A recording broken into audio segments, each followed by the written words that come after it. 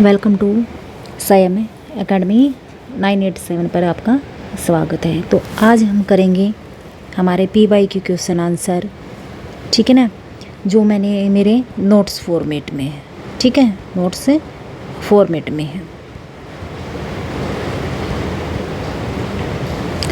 ठीक है ना।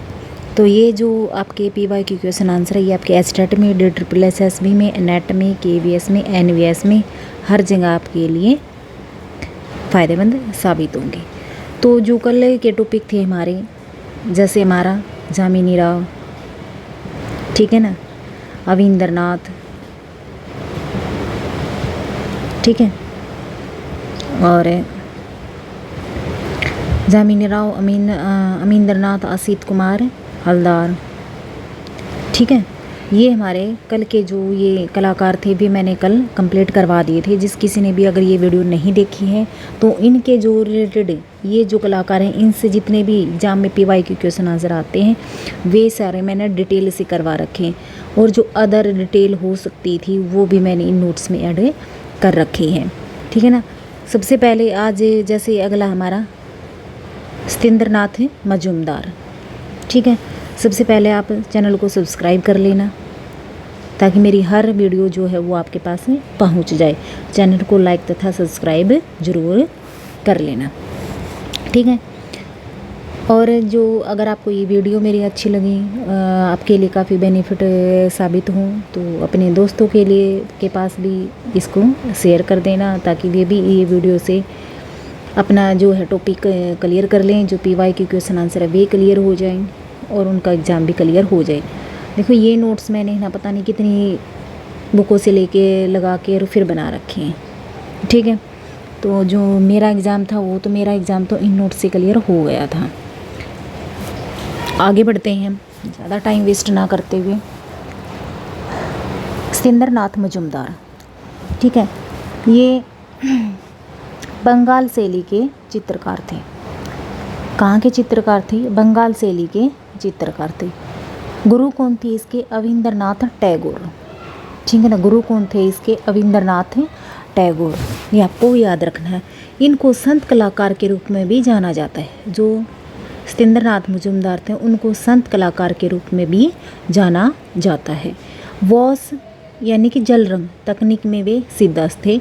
जो संत मजूमदार थे वो वॉश तकनीक यानी कि जल रंग तकनीक में भी सिद्धस्त थे। इन्होंने इलाहाबाद विश्वविद्यालय से चित्रकला विभाग के शिक्षक थे। ये जो सत्येंद्रनाथ मजूमदार हैं वो इलाहाबाद विश्वविद्यालय के चित्रकला विभाग में शिक्षक के पद पर कार्य इन्होंने किया है, ठीक है ना। तो ये आपको याद रखना है। ये आपका ये तो बहुत बार पूछा जाता है कि वे कौन से कलाकार हैं जिन्हें संत कलाकार के रूप में जाना जाता है, तो वे कौन से कलाकार हैं आपके? सत्येंद्रनाथ मजूमदार, ठीक है। बंगाल शैली के चित्रकार थे। गुरु कौन थे? अविंद्रनाथ टैगोर थे, ठीक है। अब हम आगे बढ़ते हैं। जो पीछे करवाया था मैंने वो तो अविंद्रनाथ टैगोर का ये इसी पेज पे है। अगर रिपीट करना है तो एक बार देख लेते हैं, वरना कल मैंने ये करवा दिया था। कल की जो वीडियो है, इससे पिछली वीडियो है, वो आप अच्छे से अपनी कवर कर लेना, देख लेना, ठीक है ना। उसमें सारी चीज़ें ये करवा रखी मैं। जन्म 7 अगस्त 1871 में, जन्माष्टमी के दिन बंगाल के जोड़ासांको प्रांत में ठाकुर परिवार में हुआ था, ठीक है ना। आपको ये याद रखना है। जो अविंद्रनाथ को बंगाल शैली तथा वास पद्धति का पिता कहा जाता है। वास पद्धति का पिता किसे कहा जाता है? और अविंद्रनाथ को किसके लिए? बंगाल शैली और वास पद्धति का, ठीक है। इन्होंने इटालियन कलाकार गिलहार्दी से अविंद्रनाथ बाबू ने पेस्ट रंगों द्वारा तेल रंग का प्रभाव सीखा था, ठीक है ना। ये आपको याद रखना। इनका जो प्रसिद्ध चित्र है भारत माता चित्र, भारत माता चित्र इन्होंने किसने बनाया था? अविंद्रनाथ टैगोर के द्वारा बनाया गया था। इसके अन्य चित्र कौन कौन से हैं, ठीक है ना। अन्य चित्र कौन कौन से? एक तो भारत माता का जो चित्र है वो पूछा जाता है स्टेट में, DSSS में। दूसरा पूछा जाता है आपका शाहजहाँ के अंतिम दिन, शाहजहाँ के अंतिम दिन, ये भी आपका पूछे जाते हैं। ये तो आपके दोनों इम्पोर्टेंट है, ठीक है ना। फिर है बिल्डिंग ऑफ शाहजहाँ टैगोर यानी कि रविंद्रनाथ का व्यक्ति चित्र बनाइए। आपका नेट में पूछा गया था कि PYQ क्वेश्चन आंसर, ठीक है ना। टैगोर यानी कि रविंद्रनाथ का व्यक्ति चित्र, ये आपको याद रखना है। भारत में सर्वप्रथम वास तकनीक का प्रभाव किसने किया? रविंद्रनाथ टैगोर ने। सबसे पहले वास तकनीक का भारत में किसने प्रयोग किया? रविंद्रनाथ टैगोर ने। 1901 से 1902 के लगभग जापानी कलाकार योकोहामा ताइकान व सिंधा से उनकी कार्यशैली में निर्देश प्राप्त होता है। तो ये मैंने इसका रविंद्रनाथ का जो है वो मैंने कल भी करवा दिया था और ये आज भी एक बार रिवीजन करवा दी है, ठीक है। और ये सत्येंद्रनाथ मजूमदार का तो होएगा, इनको संत कलाकार के रूप में जाना जाता है। वास तकनीक में ये सिद्धहस्त थे, बंगाल शैली के चित्रकार भी माने जाते हैं। इनके गुरु कौन थे? रविंद्रनाथ टैगोर इनके गुरु थे। और ये शिक्षक कहाँ के थे? वे शिक्षक कहाँ थे? इलाहाबाद विश्वविद्यालय स्कूल के। मई 1942 में कला विभाग की स्थापना की इन्होंने इलाहाबाद विश्वविद्यालय में। जो सत्येंद्रनाथ मजूमदार थे 1942 में इन्होंने कला विभाग की स्थापना की, ठीक है ना। इसने कला विभाग की स्थापना की। चैतन्य का ग्रह त्याग का चित्र बनाया। इनका कौन सा प्रसिद्ध चित्र है? चैतन्य का ग्रह त्याग, ये आपको याद रखना है। चैतन्य का ग्रह त्याग इनका प्रसिद्ध चित्र है। फिर इसके जो अन्य चित्र है, अन्य चित्र कौन से इनके? प्रभु हरिदास अंतिम अवस्था में, जो प्रभु हरिदास हैं उनको अंतिम अवस्था के रूप में इन्होंने अपने चित्र में चित्रित किया है। इसके बाद आ जाता है अभिसारिका, पालित मृग, राधा कृष्ण का चित्र का चित्रांकन किया है, ठीक है। इसके अन्य चित्र कौन कौन से हैं? इनका मेन चित्र तो है चैतन्य का ग्रह त्याग, इनका मेन चित्र है। इसके अन्य चित्र कौन से हैं?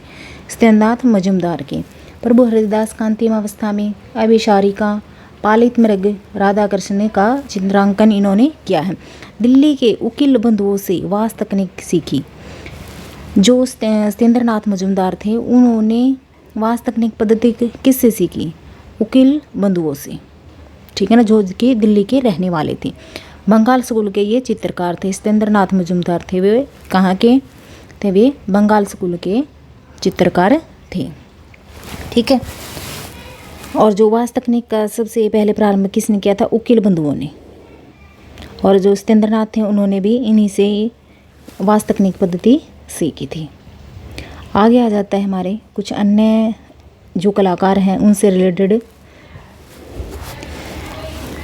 जो क्वेश्चन आंसर बनते हैं उसके बारे में। यहाँ से भी आपके बहुत बार पूछा जाता है, आपका एचटेट में हो, ठीक है ना, DSSB में हो आपका, या फिर नेट के अंदर हो, यहाँ से भी आपका बहुत बार क्वेश्चन आंसर पूछा जाता है। मंजीत बाबू का जन्म 1941 ईस्वी में पंजाब में हुआ, ठीक है ना। मंजीत बाबू का जन्म कहाँ पर हुआ? 1941 में पंजाब में हुआ। चित्रों का विषय, जो मंजीत बाबू के चित्रों का विषय क्या था? कृष्ण व गोपी रही है, ये आपको याद रखना है। फिर आ जाता है अर्नेस्ट विनफील्ड हेवल, E.V. हेवल, जन्म 1961, जन्म 1861 में इंग्लैंड में, ठीक है ना। जो E.V. हेल का नाम भी हमारे इतिहास में काफ़ी प्रमुख रहा है, कलाकार के इतिहास में। जन्म कब हुआ? 1861 के अंदर। ये कला इतिहासकार थे। 1884 में मद्रास में आचार्य पद संभाला। 1896 में कलकत्ता में इन्होंने आचार्य पद संभाला। क्या है ये? E.V. हेवल, इनका पूरा नाम है अर्नेस्ट विनफील्ड हेवल, ठीक है। जन्म 1861 में, कला इतिहासकार के रूप में इनको जाना जाता है। 1884 में ये मद्रास में प्रधानाचार्य पद पर रहे और 1896 में ये कलकत्ता में प्रधानाचार्य पद पर रहे, ये आपको याद रखना। भारतीय संविधान या मूल ग्रंथ, ठीक है ना। भारतीय संविधान वर्ड आ जाता है पेपर में, या फिर कई बार पेपर में आपका वर्ड आ जाता है मूल ग्रंथ। कि पांडुलिपि का अंकन किस कलाकार के निर्देशन में हुआ? तो नंदलाल बोस के निर्देशन में हुआ, ठीक है, नंदलाल बोस के निर्देशन में हुआ है। भारतीय संविधान की पांडुलिपि का अंकन किस कलाकार के निर्देशन में हुआ? नंदलाल बोस के निर्देशन में हुआ। जल रंग की वॉश तकनीक का प्रचार बंगाल में, ठीक है ना। जल रंग की वॉश तकनीक का प्रारंभ कहाँ से माना जाता है? वो बंगाल से माना जाता है। और बंगाल शैली के पिता कौन है? यानी कि पिता आ जाए या आपका जनक आ जाए, तो वे कौन है? आपके रविंद्रनाथ टैगोर, ठीक है। तो वे कौन है? आपके रविंद्रनाथ टैगोर, क्या आपको याद रखना। आगे चलते हैं। फिर आ जाता है आपका, ये हमारा हो चुका है। बॉस चित्रण का प्रमुख चित्रकार था अब्दुल रहमान जुगताई। ये आपको याद रखना है, कई बार पेपर में आ जाता है। देखो वोस चित्रण तकनीक का, वोस पद्धति का जनक किसको माना जाता है? अविंद्रनाथ को। भारत में लाने का श्रेय अविंद्रनाथ टैगोर को ही जाता है, लेकिन ये वोस तकनीक का प्रमुख चित्रकार अब्दुल रहमान जुगताई, ये भी आपका एक प्रमुख कलाकार है जो वोस चित्रण तकनीक में सिद्धांत था। ठीक है ना। विदेशी होने के बावजूद ईवी हेवल ने भारतीय कला को अपनाने के लिए कहा। यह आपका नेट का पूछा हुआ पीवाई की क्वेश्चन आंसर है। ठीक है ना, कि ये पूछा गया था कि वो कौन सा विदेशी कलाकार है, ठीक है ना, जिसने भारतीय कला को अपनाने के लिए कहा या भारतीय कला को प्रोत्साहन दिया। तो कौन सा कलाकार था? वो आपका ईवी हेवल था। ठीक है। इसके जो अब्दुल रहमान जुगताई उनके रविंद्रनाथ टैगोर के शिष्य थे। ठीक है ना। इनके गुरु कौन थे? रविंद्रनाथ टैगोर। ये जो रविंद्रनाथ टैगोर और किसके गुरु थे? असित कुमार हलदार के थे आपके। ठीक है ना। उसके बाद ये सत्येंद्रनाथ के भी गुरु थे। ठीक है ना। अब अब्दुल रहमान जुगताई के भी ये गुरु हैं रविंद्रनाथ। अंग्रेजी सरकार द्वारा खान बहादुर का खिताब दिया गया। ठीक है ना। अंग्रेजी सरकार द्वारा खान बहादुर का पुरस्कार किसको दिया गया? अब्दुल रहमान जुगताई को। ये आपको याद रखना है। लास्ट सफ़र चित्र एम.एफ. हुसैन ने बनाया था। ये आपका PYQ एक बार आ गया था, तो ये M.F. हुसैन का मैंने इधर डाल दिया है। ठीक है ना। कोई भी क्वेश्चन आंसर आपका छूटना नहीं चाहिए। ठीक है ना। लास्ट सफ़र चित्र जो वो M.F. हुसैन के द्वारा बनाया गया है, ये काफ़ी बार के पेपर में पूछा गया है आपका। ठीक है ना। पिछली बार तो डेट प्लस एसएसबी में पूछा गया था। इसके बाद आ जाते हैं, नंदलाल बोस अध्यक्ष थे विश्व भारती कला भवन के। नंदलाल बोस थे, वे कहाँ के अध्यक्ष थे? वे विश्व भारती कला भवन के अध्यक्ष थे। रविंद्रनाथ टैगोर द्वारा 1915 में स्थापित विचित्र क्लब के सदस्य। ये कह रहा है यहाँ पे कि विचित्र क्लब जो है इसकी स्थापना 1915 में। ठीक है ना। ये पूछा गया था। ये आपका पिछला एडेड एसएसबी का ही है, और ये एचटेट में भी पूछा गया था आपका। ठीक है ना। तो ये याद रखना है, और ये नेट में भी शायद पूछा गया था। इसका नेट का तो मुझे क्लियर ध्यान नहीं, लेकिन इन दोनों में आपका पूछा गया था कि विचित्र जो क्लब है उसकी स्थापना कब हुई थी? 1915 में। किसने की थी? रविंद्रनाथ टैगोर ने। किसने की थी? रविंद्रनाथ टैगोर ने इसकी स्थापना की थी। जो विचित्र क्लब है इसके अन्य सदस्य कौन से? इसके जो अन्य सदस्य कौन से? रविंद्रनाथ टैगोर, गंगेंद्रनाथ टैगोर, सेमेंद्रनाथ टैगोर। ठीक है ना। ये इसके अन्य सदस्य थे। ये सारे टैगोर फैमिली ही है। ठीक है। फिर आ जाता है 67 वर्ष की उम्र में चित्र बनाना प्रारंभ किया। किसने चित्र बनाना? यानी कि अपने जीवन के अंतिम दिनों में। ये आपका सुनाया हुआ था पिछली बार कि जीवन के अंतिम दिनों में किसने चित्र बनाना प्रारंभ किया? तो किसने किया था भाई? रविंद्रनाथ टैगोर ने। ठीक है। ये आपको याद रखना है, रविंद्रनाथ टैगोर। ठीक है।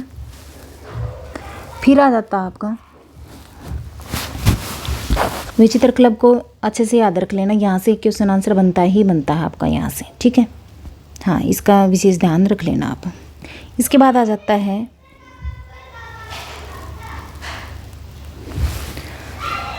जन्म कब हुआ था रविंद्रनाथ का? 2 मई 1861 में बंगाल के जोरासाको में हुआ था।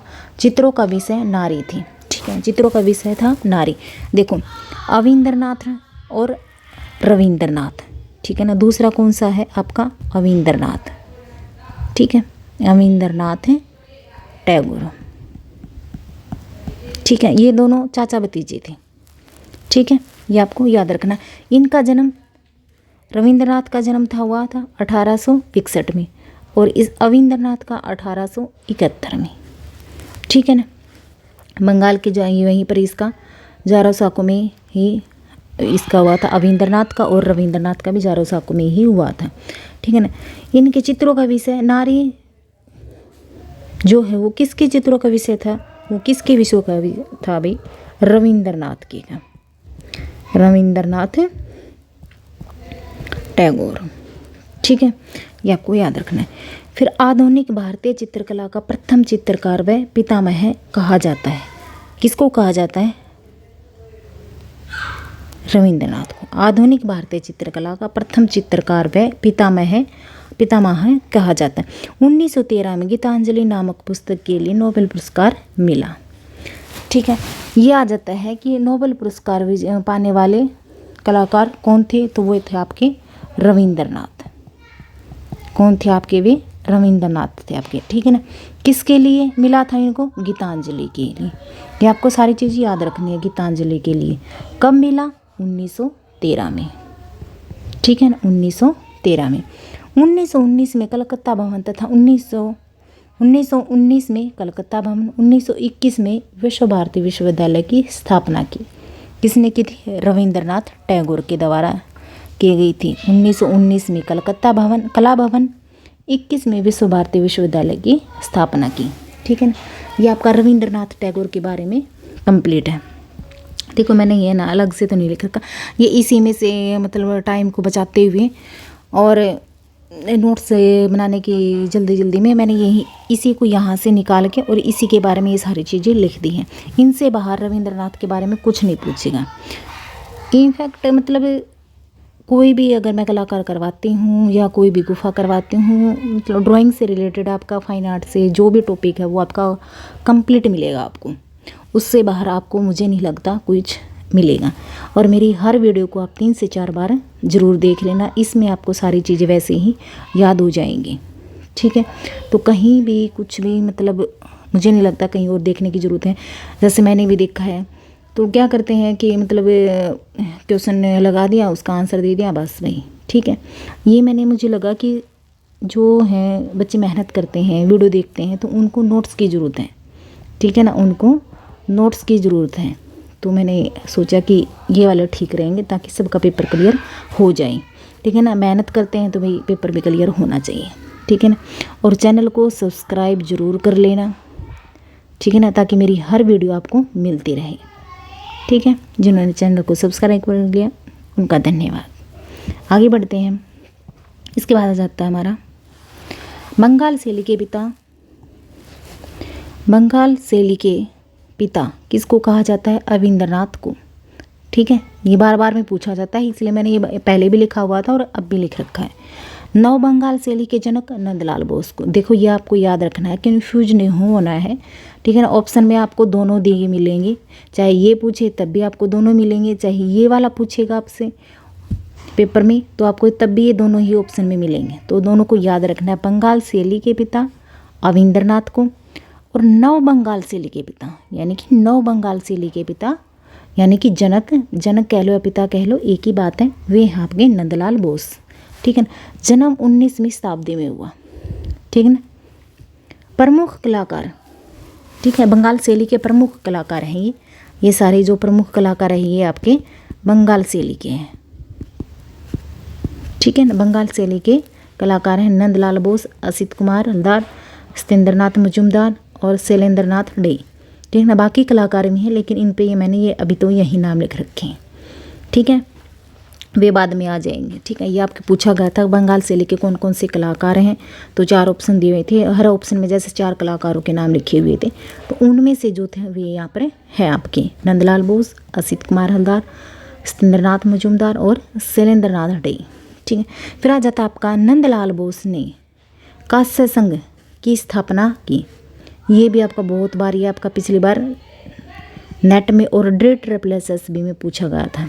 ठीक है ना, क्या पूछा गया था? नंदलाल बोस ने कारु संघ की स्थापना की। ठीक है ना, जिसमें कलाकार जीविका उपार्जन कर सकें, यानी कि अपना जीवन जो है चला सकें, जीविका उपार्जन कर सकें, अपना जीवन जो है रोजी रोटी कमा सकें। उसके लिए कौन से संघ की स्थापना की? कारु संघ की स्थापना की थी। किसने की थी? नंदलाल बोस के द्वारा की गई थी। किसके द्वारा की गई थी? नंदलाल बोस के द्वारा की गई थी। तो ये सारी चीज़ें आपको याद रखनी है। ठीक है ना, माइकल एंजेलो और राफेल के चित्रों को परिवर्तित किया। यानी कि जो नंदलाल बोस थे उसने जो वेस्टर्न आर्टिस्ट हैं आपके माइकल एंजेलो और राफेल के इनको चित्रों को परिवर्तित किया, उनकी प्रतिकृतियाँ तैयार की, यानी कि उनकी प्रतिलिपियाँ तैयार की। चित्र है पार्थ सारथी। जो नंदलाल बोस का कौन सा चित्र है? पार्थ सारथी। ये आपको याद रखना है, ठीक है। इसके बाद आ जाता है हमारा देखो ये आपके पूछे जाते हैं नेट के अंदर, यानी कि मिलान कीजिए, मैच कीजिए, ठीक है ना, मैच इट, ठीक है ना। ये आपके नेट के अंदर ज़्यादा पूछे जाते हैं, लेकिन आपके एस्टेट और DSSB में जैसे सिंपल पूछ लिए जाते हैं। जो कि पिछली बार जो DSSB में आया था उसका आया था कि रंगों का जादूगर, ये आपका पिछली बार आया था DSSB में, ठीक है। किसको कहा जाता है? निकोलसन रोरिक को। और एक आया था उसके बाद रंगों का सम्राट किसको कहा जाता है? अब्दुल रहमान चुगताई को। ये आपको ये याद रखनी है, ठीक है ना। अब जैसे मैच इट में दे देंगे 4 दे देंगे, कोई भी इनमें से 4 दे दिए और ये आगे पीछे ऊपर नीचे लगा देंगे नंबर में और उनको आपको मैच करना होता है, ठीक है ना। तो ये आपसे पूछा जाता है, चाहे तो वो एस्टेट में हो आपका, चाहे आपका DSSB में हो, चाहे वो आपका KVS में हो, चाहे वो NVS में हो, ठीक है ना, चाहे आपका असिस्टेंट प्रोफेसर में। असिस्टेंट जो प्रोफेसर की होती है उसमें भी नेट की तरह ही पूछता है ज़्यादातर, ठीक है ना। मैच करके सही मिलान करो, ठीक है ना। कलाकार और उनकी कलाकृतियाँ दे दी, उनको आप मैच कीजिए, इस तरह के क्वेश्चन आंसर पूछता है आपके नेट और असिस्टेंट प्रोफेसर में, ठीक है ना। हाँ, एस्टेट, KVS, NVS और जो आपकी DSSB की जो वैकेंसी है उसमें आपके जैसे एक पूछ लेता है, ठीक है। भारतीय कलाकार हैं ये और उनके उपनाम और उपाधियाँ दी गई हैं। कला सम्राट किसको कहा जाता है? BC सान्याल को, ठीक है ना। BC सान्याल ने की स्थापना की थी? दिल्ली शिल्पी चक्कर की। किस चीज़ की स्थापना की थी? दिल्ली शिल्पी चक्कर की, ठीक है ना। इन्होंने स्थापना की थी, कब की थी? 1949 में। ये आपको याद रखना है। इसको क्या कहा जाता है? कला सम्राट कहा जाता है किसको? BC सान्याल को। फिर आ जाता है भारत का पिकासो। भारत का पिकासो किसको कहा जाता है? जामिनी राय को। ये आपको याद रखना है। जामिनी राय पर ज़्यादा प्रभाव किसका था? लोक कला का, ठीक है ना। जामिनी राय पर ज़्यादा प्रभाव किसका था? आपका लोक कला का।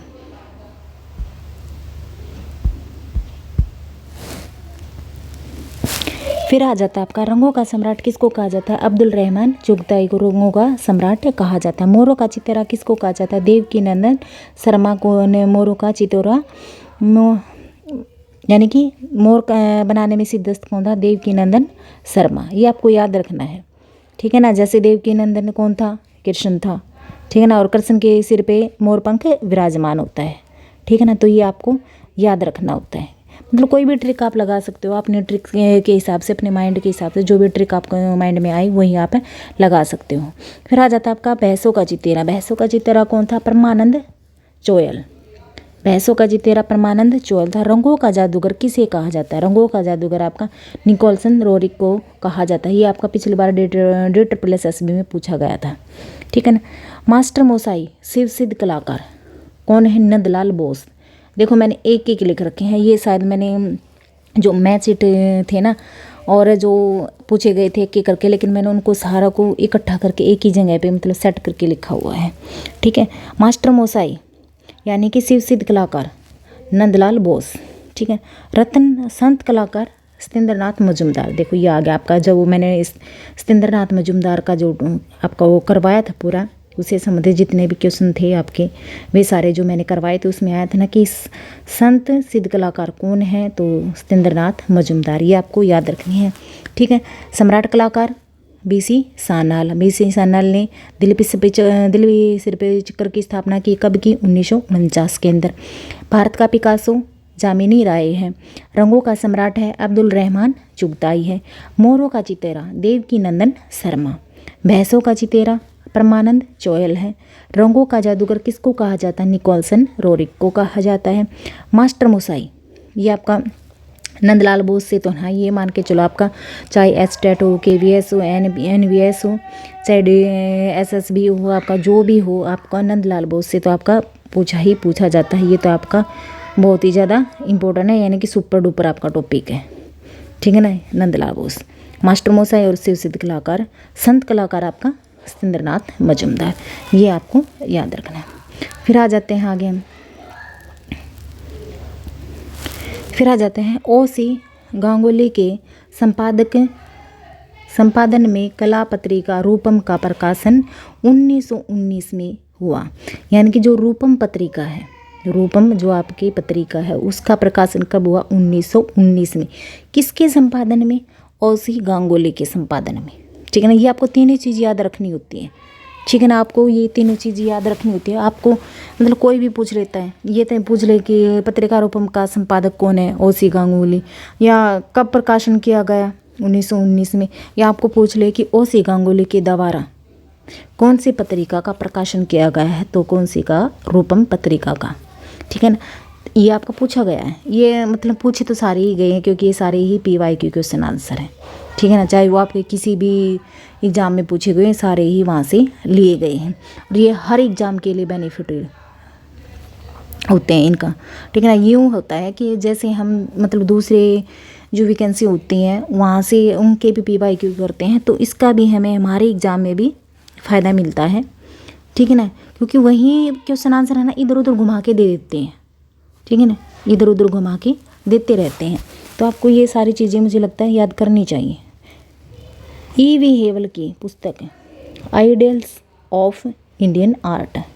E.V. हेवल की पुस्तक कौन सी है? Ideals of Indian art. फिर आ जाता है वॉस तकनीक के अंग्रेज चित्रकार अब्दुल रहमान चुगताई। ठीक है। पाकिस्तान का प्रथम राष्ट्रीय कलाकार पाकिस्तान का प्रथम राष्ट्रीय कलाकार कौन है? तो वो है अब्दुल रहमान चुगताई। इनका जन्म 1897 में लाहौर में। ठीक है ना। ये आपको याद रखना है। ठीक है ना। ये कहाँ के थे? अब्दुल रहमान चुगताई पाकिस्तान के थे। ये राष्ट्रीय कलाकार के रूप में इनको संज्ञा दी गई है। ठीक है। और ये वास तकनीक के लिए प्रसिद्ध थे। ठीक है। वास तकनीक के रूप में जाना जाता था। ठीक है ना। ये आपको याद रखना है। फिर आगे चलते हैं हमारे। फिर आ जाता है आपका Indian society of oriental art की स्थापना 1907 में। Indian society of oriental art की स्थापना कब हुई? 1907 में। रविंद्रनाथ टैगोर की अंतिम रचना कुटुम थी। ये आपका DSSB में और आपका नेट में पूछा गया था, ये वाला PYQ क्वेश्चन आंसर। तो ये आपका क्या है? रविंद्रनाथ टैगोर की अंतिम रचना कौन सी थी? ठीक है ना। उनकी सबसे लास्ट की रचना कौन सी थी? कुटुम थी। तो ये आपको मतलब याद रखना है। फिर आ जाता है लोक जीवन व लोक कला से प्रेरित कौन कौन थे? अमृता शेरगिल थी, धनराज भगत थे, NS सूजा थे, जामिनी राय थी। ये सारे कलाकार हैं वे आपके लोक जीवन से और लोक कला से प्रेरित है। देखो कहीं पर एक भी पूछ लेता है कि जो यानी कि सबसे ज़्यादा तो यामिनी राय या आ जाए आपका जामिनी राय। ठीक है ना। ये आपका कोई भी पूछ नाम ले सकता है, जामिनी राय आपका या फिर यामिनी। ये दोनों एक ही है। ये थोड़ा लिखने में जो एग्जामिनर है, जो पेपर प्रिंट करने वाला है, वो मतलब दोनों में से कोई भी आ सकता है आपका कि किस लोक कला से प्रभावित थे। यानी कि कहाँ की जो आदिवासी लोक कला थी। ठीक है ना। वहाँ से लोक जीवन व लोक कला से प्रेरित थे। ये जो गांव के जीवन से था उससे ज़्यादा प्रेरित थे। कौन थे? अमृता शेरगिल, धनराज भगत, FN सूजा और जामिनी राय। ये चारों आपको याद रखनी है। किसी के बारे में भी पूछ सकता है ये। योकोहामा ताइकान व हिसेंदा से जापानी चित्रण पद्धति सीखी किसने? सीखी थी रविंद्रनाथ टैगोर ने। यानी कि जापानी चित्रण पद्धति किससे सीखी थी उसने? योकोहामा ताइकान और हिसेंदा से। योकोहामा ताइकान और हिसेंदा से उन्होंने जापानी चित्रण पद्धति सीखी रविंद्रनाथ टैगोर ने। अब इसके बाद आ जाता है, इसके बाद है हमारा हैंडबुक ऑफ इंडियन आर्ट और भारतीय कला में हिमालय। ये किसकी पुस्तक है? ये आपकी E.V. हेवल की है। ठीक है ना। किसकी पुस्तक है? ये आपकी E.V. हेवल की। कौन सी? हैंडबुक ऑफ इंडियन आर्ट और भारतीय कला में हिमालय। 2 ऐतिहासिक पुस्तक लिखी हैं, पवित्र नगर बनारस, भारत में आर्यों का शासन। किसने लिखी है? E.V. हैवल ने। ठीक है ना, ये भी दोनों बुक आपके E.V. हैवल के द्वारा लिखी गई है, और ये भी पवित्र नगर बनारस और भारत में आर्यों का शासन E.V. हैवल ने लिखी है। ठीक है ना, दोनों ही ऐतिहासिक पुस्तकें हैं। ठीक है, आगे बढ़ते हैं हम। शांति निकेतन पश्चिमी बंगाल में है। शांति निकेतन कहाँ पर है? ये शांति निकेतन तो आपने बहुत बार ही वर्ड सुना होगा, शांति निकेतन, शांति निकेतन, ये शांति निकेतन में ये कलाकार था, वो कलाकार था, इसकी स्थापना किसने की। तो ये जो शांति निकेतन ये जगह कहाँ पर है? ये आपकी पश्चिमी बंगाल के अंदर है। ठीक है, इचिता को भारत में कला अभिव्यक्ति की, ये इचिता नहीं है, सॉरी, ईचिंग है। ठीक है ना, ईचिंग। ठीक है, ईचिंग को भारत में कला अभिव्यक्ति की, यानी कि जो ईचिंग की जो कला अभिव्यक्ति है वो किसके द्वारा की गई है? वो मुकुल डे के द्वारा की गई है। ठीक है, समझ में आ गया? मुकुल डे के द्वारा ईचिंग कला की अभिव्यक्ति की गई है। ठीक है, इस प्रोफेसर ने इस प्रोसेस में, यानी कि जो ईचिंग का प्रोसीजर है, जो ईचिंग का प्रोसेस है में धातु की प्लेट को चाकू से काटने के बजाय अमल डालकर गड्ढा बनाते हैं, इसलिए इसे अम्लांकन या ईचिंग कहते हैं। यानी कि जो ईचिंग है उसकी यही उसने डेफिनेशन दे रखी है, यानी कि ईचिंग जो है वो क्या है, इसका क्या प्रोसीजर है। तो इसके प्रोसेस में धातु की प्लेट को चाकू से नहीं काट के उसको अमल से काटा जाता है।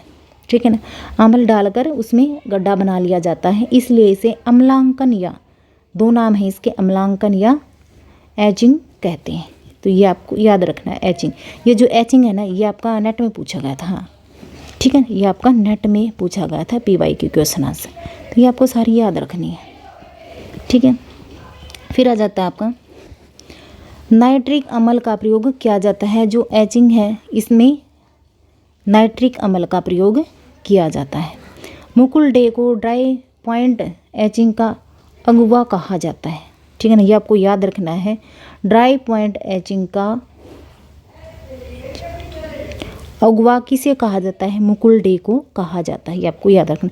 भारतीय राष्ट्रीय आंदोलन के सर्वाधिक सक्रिय नेता कौन है? नंदलाल बोस। ठीक है, भारतीय राष्ट्रीय आंदोलन के सर्वाधिक सक्रिय नेता कौन है? आपके नंदलाल बोस हैं। नंदलाल बोस जो है वे 1922 में बंगाल स्कूल के प्रधानाचार्य बने।